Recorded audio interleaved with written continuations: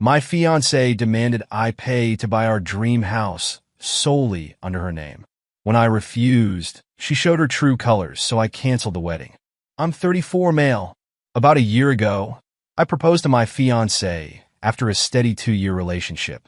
She worked in marketing, was outgoing and charming, and I honestly thought we meshed well. We talked about marriage, kids, a home in a good neighborhood, typical life plans. Then we got serious about browsing real estate listings, searching for that perfect house to start our life in. At first, it was exciting. We'd compare features, debate whether a big backyard mattered more than a modern kitchen, and dream about hosting friends. But about a month into our home search, something started to feel off. She'd point out pricey properties well beyond our original budget. When I'd gently remind her we had limits, she'd shrug and say, "We'll manage. Isn't that what savings are for?" She began focusing on houses that boasted lavish amenities, like a pool, an outdoor bar, and sprawling square footage. The mortgages on those places would have been staggering, but she brushed off my concerns. One afternoon, we found a house that, at first glance, ticked all the boxes. It was in a gated community, had an oversized living room, and a yard that overlooked a small lake. The listing price was astronomical, far beyond what I was comfortable with. However, my fiancée fell in love. Her enthusiasm was so intense, I momentarily ignored my apprehension. "Let's just see it," she insisted. "You'll be amazed." We booked a viewing. The place was undeniably gorgeous, with polished floors, high ceilings, and a manicured lawn. I saw a dollar sign swirling in my head, but she practically skipped from room to room, daydreaming aloud about how our life would look within those walls. At the end of the tour, though I needed to ground us in reality, I whispered this might be too big a jump. The monthly payments alone. She dismissed my caution, saying, "We can figure it out. You got plenty saved up. It's our dream home." The real estate agent, sensing a sale, started rattling off financing options. I felt my anxiety rising. That night, over dinner, we had our first heated argument about finances. She insisted we needed a statement property, something that showcased success. I argued that we could still be happy in a home that didn't cripple us financially. A few days later, the conversation escalated to a surprising new level. She dropped a startling demand. If we were going to buy this dream house, she wanted the deed solely under her name. I stared at her, half convinced I'd misheard. "Why?" I asked. She explained, with a perfectly straight face, that as the future lady of the house, her name should be the only one on the title. When I pointed out how bizarre that sounded, especially since I'd be paying the majority of the down payment, she got defensive, calling it a symbolic gesture of trust. Suddenly, the idea of house shopping with her wasn't romantic or exciting. It felt like a trap. Over the next week, tension thickened between us.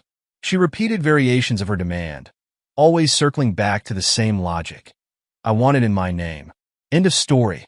Each time, I pressed for a rational explanation. Did she fear something about our upcoming marriage? Was this about property laws? Did she want a prenuptial arrangement? But she dodged direct answers, offering vague references to feeling secure or knowing it's truly hers. Meanwhile, her sense of entitlement came into sharper focus. One evening, she mentioned that her mother had always taught her, "If a man truly loves you, he'll ensure you're provided for, no matter what." She twisted that into, "You should buy me the house as a testament of love." Confused, I pointed out that we'd be living there together as a married couple. Why would only her name appear on the deed if we were both paying the mortgage? Not to mention, I'd cover most of the down payment. She brushed it off, snapping, "You need to stop acting so stingy." Her attitude bled into other aspects of our engagement. She'd get upset if I hesitated to fund her large, unnecessary wedding decor preferences. She'd roll her eyes if I suggested a cheaper caterer. She started making side comments about how some friends had generous fiancés who spoiled them with everything they wanted. The subtext was clear. She believed I should spend until it hurt, or else I wasn't worthy. It all came to a head when we sat down one Friday night to finalize wedding details. Out of the blue, she demanded we revisit the house conversation. "I spoke with a lawyer," she announced. "He said if you really love me, You'd be okay with signing the entire house over to me. We could do a mortgage in your name, but the title under mine. My jaw tightened. And what if we divorce? I asked pointedly, not wanting to be negative, but realistically acknowledging the risk. She shrugged. That won't happen. But if it did, obviously I'd keep the house. That was the moment I realized she had everything planned for her benefit. It wasn't about a dream home we'd share. It was about her owning a large, expensive property that I paid for. Alarm bells rang in my head. I asked her, "Are you serious? You wanted to take on all the debt, pay for everything, but have zero ownership?" Her face twisted in frustration. "Why are you complicating this? I'm your future wife. You should want to protect me, no matter what." She then dropped a veiled insult. "I guess you're not the provider I hoped you'd be." Something inside me snapped. I'd always prided myself on being fair, supportive, and open. But her words were a slap, implying I was less of a man if I didn't fork over my entire life savings for her personal security. We ended up shouting at each other. She stormed out of my apartment, slamming the door. I stood there, heart pounding, replaying the fight in my mind. I knew we were in crisis territory. It felt like the woman I was engaged to had shape-shifted into a stranger fixated on money.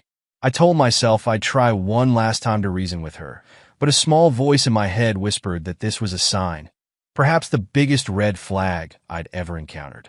We didn't speak for 2 days after that explosive argument. On the third day, she called me, her tone oddly sweet. She suggested we meet at a local cafe to chat things through. I arrived with cautious optimism. Maybe she'd reflected on her stance and realized how unfair her demand was. But the moment I saw her resolute expression, I knew no real change of heart had occurred. She placed a folder on the table, explaining it was a proposed agreement drafted by her lawyer. My stomach knotted. Out of curiosity, I skimmed through it. The gist was horrifying. I would be the primary mortgage holder and responsible for payments, but the house title would be under her name alone. If, for any reason, we parted ways, I'd have zero claim to the property. Worse, it included a clause stating that any improvements or renovations I funded would be considered gifts to her. In effect, it was a legally binding path to me signing away my finances and future equity in a home I'd pay for. Stunned, I asked, "Do you even hear how wrong this is? You want me to shoulder all the liability, but you walk away with the asset?" She sipped her coffee calmly and said, "Every relationship has some compromise. You get me as your wife, and I get the security of knowing the house is mine. It's a fair trade." Her entitlement radiated. I couldn't believe she was so brazen. I tried explaining that marriage is about mutual trust, shared responsibilities, and building a life together. Her counterargument was that she'd always been taught to protect herself first. She complained that women who don't end up homeless or disempowered after divorces. While I respected the notion of protecting oneself, this was extreme, basically ensuring if anything went south, I'd be financially ruined and she'd reap the benefits. When I refused to sign or entertain her demands further, she resorted to insults. "You're so cheap. You obviously don't care about our future. Maybe you're not ready to be a husband." Then, in a last-ditch move, she threatened to call off the wedding if I didn't comply. She claimed she had other options and that she wouldn't waste time with someone who didn't value her enough to make her dreams come true. Those words stung, but they also crystallized the reality. She was more concerned about owning a fancy house than nurturing a loving partnership. Her so-called love was conditional, based on my willingness to sacrifice everything financially. At that moment, an intense wave of clarity washed over me. This was no mere spat. This was a revelation of character. I quietly slid the folder back to her. "No," I said, "I won't sign. And if that means you're calling off the wedding, then let's be clear. I'm walking away first." She blinked in surprise. Then anger darkened her features. "Are you dumping me over a house?" she hissed.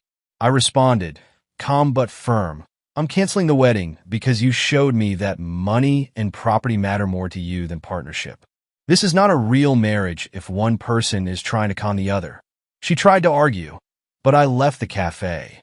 My mind was a whirlwind of emotions: anger, sadness, relief.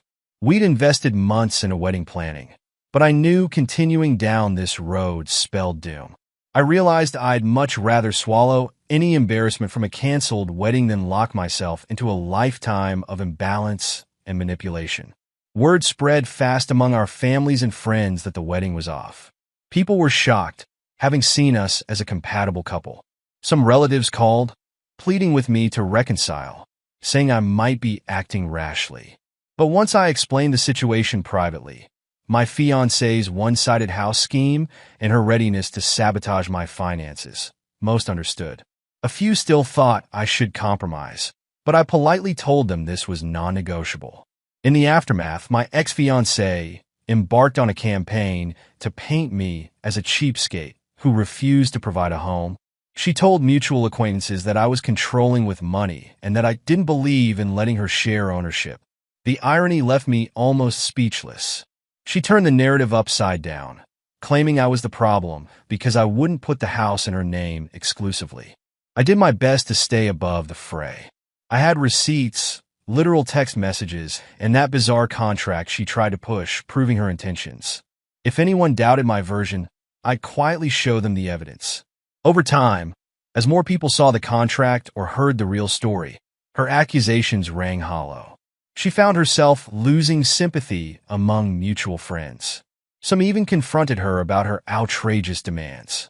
She lashed out, calling them traitors and me a liar. That only further isolated her. Meanwhile, I moved forward with a sense of relief. Yes, I'd lost the relationship I once believed was headed for a loving marriage, but I dodged a bullet that could have tied me to a lifetime of financial manipulation. In a small twist of fate, I discovered that the dream house she insisted upon went back on the market when she failed to purchase it alone. Her finances weren't as strong as she'd bragged, and ironically, without my involvement, she couldn't afford it. She must have realized too late that her overreaching cost her not just the wedding, but also that property she was so fixated on. Reflecting on it, I see how small hints of entitlement had popped up early. Expensive gifts she expected for birthdays, complaining if I ever set spending limits on vacations. I'd ignored them, chalking it up to differences in money outlook. But her final demand was the ultimate reveal of her mentality. She wasn't seeking a life partner. She was seeking a provider to grant her a sense of power and ownership.